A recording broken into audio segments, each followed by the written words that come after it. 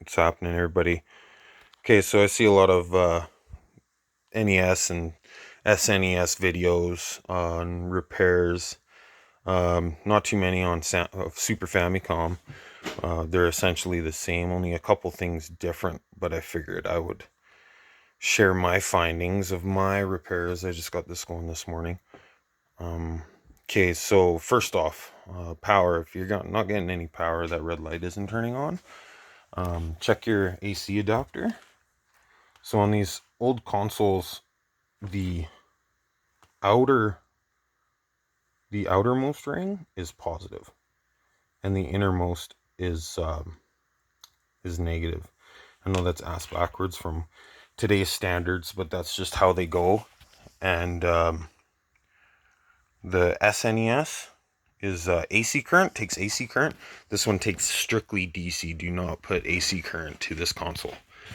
The SNES has like this converter inside of it that will convert it from AC to DC for you, and you don't have to worry about it. This has to have DC current, and it has to have that polarity correct, or it won't work. So anyways, moving on.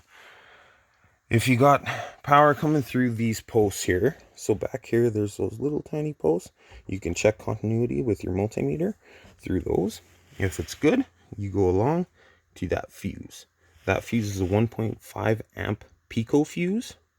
If that's blown and you don't get continuity through it, if your multimeter doesn't beep, then that's gone. You're going to have to solder in a new one. All right. And then from there, it goes through the switch. So you're going to have to check for continuity through that. If it doesn't work, get a new one, install it. It'll probably go for you. If it's good like mine was, that's great. From there, it'll go into that little chip that says S1A. And that's just I'm guessing some kind of splice, because it goes 9 volts and then it splices off 9 volts to the cap and then 9 volts to your voltage regulator. So, oh, and there's another thing. It has to be 9 volts DC.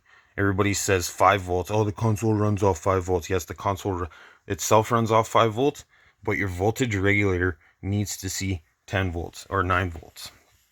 So, anyway, you're going to test this pin on the back side of it. It's going to be 9 volts going in. Middle post is negative. Outer post is positive, going to the rest of the console, all your video chips and whatever. So you're supposed to see 9 or 10 volts going in and 5 volts coming out. So that's what your console is going to need. If you put 5 volts in, you're only going to see 3 or 2 volts going into the console, and it's not going to do anything for you.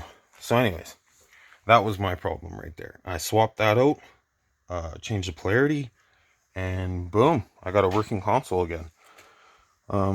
I hope this helps everybody. Of course, look up videos on dusting and cleaning and blah, blah, blah, blah, blah. How to take it apart. I'm not going to show you in this video, but if you follow those steps, you should have power, you should have video.